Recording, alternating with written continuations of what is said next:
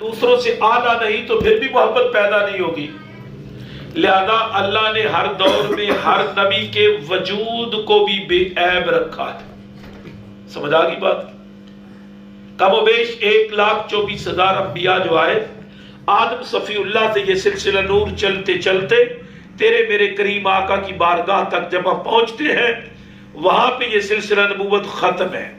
میرے کریم آقا اللہ کے آخری نبی ہیں، ختم نبوت کا تاج میرے مصطفیٰ کریم کے سر انور پہ سجا ہے۔ تو یہ جتنی خوبصورت ترین جماعت انبیاء ہے، اس کے بارے میں ہمارا عقیدہ ہے کہ نبی ظاہراً بھی سب سے خوبصورت ہوتا ہے، نبی کے ظاہری وجود کے اندر بھی عیب نہیں ہوتا، اور نبی کی ظاہری جو شکل و شبہ جو مثال ہمیں نظر آتی ہے اور جو جمال نظر آتا ہے، وہ اپنے زمانے میں سب سے اعلیٰ عرفہ بے مثل اور بے مثال ہوتا ہے۔ اسی طرح نبی کا کردار بھی بے عیب ہوتا ہے۔ کیوں؟ کہ نبی نمونہ ہے۔ نبی کی ذات کے اندر عیب پیدا ہو جائے، کوئی عیب اس میں مانے یا دیکھے، یا نبی میں عیب ہو کردار میں، مثال کے طور پر سچ بولنا بڑا خوبصورت کردار ہے۔ خدا نہ خواستہ اگر کوئی نبی اس پہ کسی حوالے سے سچ نہ بولے، کوئی خطا ہو جائے، تو ماننے والا اس پہ عمل کرے، وہ تو کہے گا میں نے پیغمبر کی بات کو مانا ہے۔ لہذا پتہ یہ چلا کہ اللہ نے نبی کے ظاہری وجود کو بھی بے مثال رکھا، نبی نے ہر نبی کے کردار کو بھی بے مثال رکھا، تاکہ ماننے والے اس نقش قدم پہ چل کر رب کی بارگاہ تک پہنچ جائے۔ پھر اللہ کریم نے یہ سلسلہ چلاتے چلاتے کریم آقا صلی اللہ علیہ وسلم کی بارگاہ تک جب یہ پہنچایا، تو پھر کس طرح یہ اصول ہے، نبی زمانے میں اپنی امت میں سب سے افضل ہے، اسی طرح نبیوں میں سب سے افضل تیرے میرے کریم آقا محمد مصطفیٰ ہے۔ لہذا عزیزان گرامی قدر، امام الانبیاء احمد مجتبیٰ جناب حضرت پیارے محمد مصطفیٰ صلی اللہ علیہ وسلم کی ذات پاک کو اللہ نے انبیاء میں سے بھی سب سے اعلیٰ حسن بھی دیا ہے، سب سے اعلیٰ کردار بھی عطا کیا ہے۔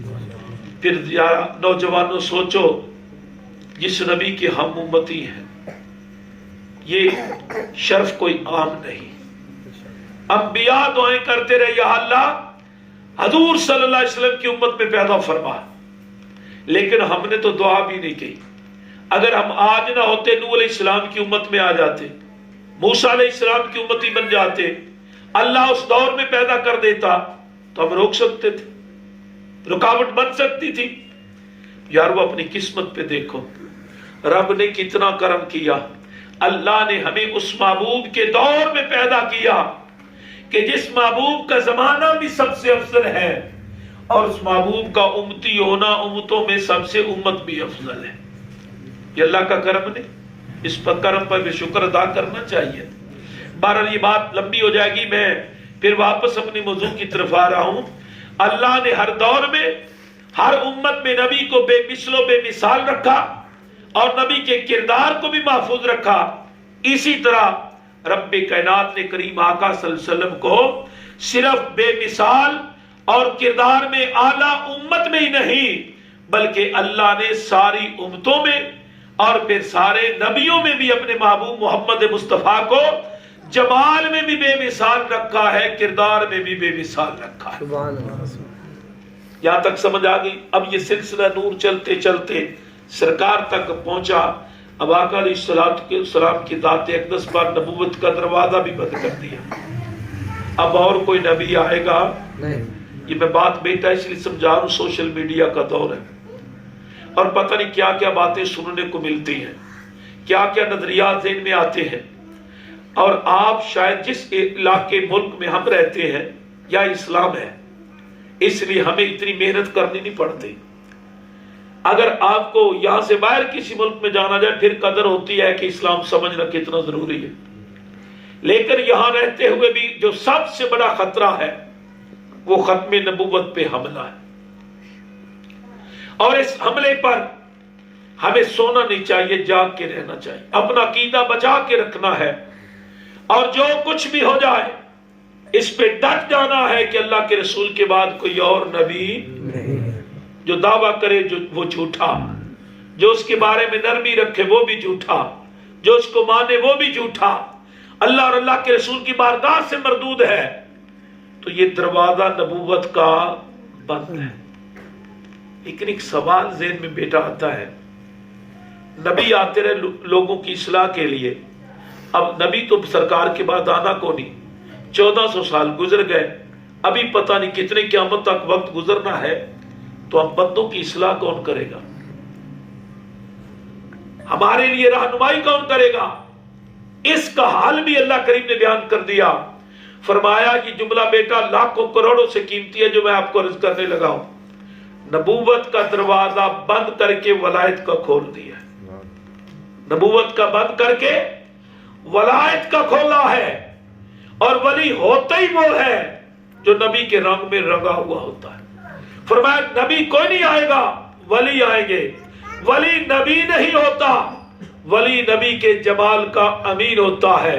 ولی نبی نہیں ہوتا، نبی کے نقش قدم پر ہوتا ہے۔ ولی نبی نہیں ہوتا، نبی کی سیرت کا امین ہوتا ہے۔ ولی نبی نہیں ہوتا، نبی کے مشن کا آگے پہنچانے کا امین ہوتا ہے۔ تو گویا وجود ولایت فیضان نبوت کو چلانے کا سلسلہ ہے۔ اب فیضان نبوت بشکل ولایت صبح قیامت تک جاری رہے گا، نبی کوئی نہیں آئیں گے، لیکن ولی آ کر نبی کی سنت کو، نبی کی طریقت کو، نبی کے پیغام کو، نبی کے فرمان کو، نبی کی شان کو اور نبی کے مشن کو صبح روز آج جاری و ساری رکھتے ہوئے قیامت تک یہ فیضان اللہ تعالیٰ جاری و ساری فرمائے۔ یہاں تک سمجھ آ گئی؟ پھر پتہ یہ چلا رب تک پہنچنے کے لیے نبی کے دروازے پہ جانا ضروری ہے۔ اب نبی کے دروازے پہ جانے کے لیے ولی کے در پہ جانا ضروری ہے، اور ولی کا کام کیا ہے؟ آنے والے کو پکڑ کر نبوت کے دروازے پہ لے جاتے ہیں، اور نبی کا کام ہے اپنے امتی کو رب کی ذات سے ملا دینا۔ اس پر میرے پردادا مرشد جن کی یہ کتاب ہے، ان کا ایک بڑا خوبصورت شعر ہے، پیر نگر نو جا کے نبی نگر نو جا، نبی نگر میں بیٹھ کے درشن یار کا پا۔ آپ تو ذوق والے جوان ہیں، آپ کو تو اس پہ سبحان اللہ کہنی چاہیے، یا تو پھر شعر آپ سمجھے نہیں۔ پیر نگر نو جا کے نبی نگر میں جا، نبی نگر میں بیٹھ کے درشن یار کا پا، منزل تیری میری اصول رضا خدا بندی ہے، دیدار خدا بندی ہے، اللہ سے ملاقات ہے۔ اس ملاقات کے لیے رب نے ضابطہ یہ رکھا ہے کہ در مصطفیٰ سے ہو کر آنا پڑے گا۔ اب در مصطفیٰ میں جانے کے لیے در ولایت پہ جانا پڑے گا۔ تو اللہ کا ولی در مصطفیٰ میں قبول کرواتا ہے، اور اللہ کا نبی اللہ کی بارگاہ میں اپنے امتی کو مقبول فرماتا ہے۔ تو اس سے پتہ یہ چلا، اب پھر یہ جتنی تمہید میں نے باندھی، لب لباب اور خلاصہ کیا ہے کہ رب کی ملاقات کے لیے اور اللہ کے رسول کی تعلیمات کے لیے بندے کو اللہ کے مقبول بندوں کا ملنا، تلاش کرنا اور ان کے طریقے سلیقے کو اپنانا یہ لازم ہے، اس لیے تاکہ جس دور سے ہم گزر رہے ہیں ہم اپنا ایمان بھی بچا سکیں۔ اچھا، اتنا بڑا کام جنہوں نے کرنا ہے پھر وہ کیسا ہونا چاہیے؟ یہ بھی تو سوال ہے۔ یہی ٹاپک ہے ہمارا آج کا، کہ جس دور میں ہم رہ رہے ہیں ایمان بچانا ہے، سرکار کی بارگاہ تک جانا ہے، تو پھر ہم نے کون سا رہنما لینا ہے جو ہمیں در مصطفیٰ پہ لے جائے؟ بیٹا یہ بڑی سادی سی بات ہے، کتابیں پڑھ کر نمازیں ہم شروع کر لیتے ہیں، کتابیں پڑھ کے ہم وظیفے پڑھ لیتے ہیں، کتابیں پڑھ کر ہم دین سمجھ لیتے ہیں، لیکن جس نے کتاب لکھی ہے جب تک کوئی صاحب کتاب سے ملاقات نہ ہو تو کتاب کی بھی سمجھ نہیں آتی، کتاب کی بھی سمجھ نہیں آتی۔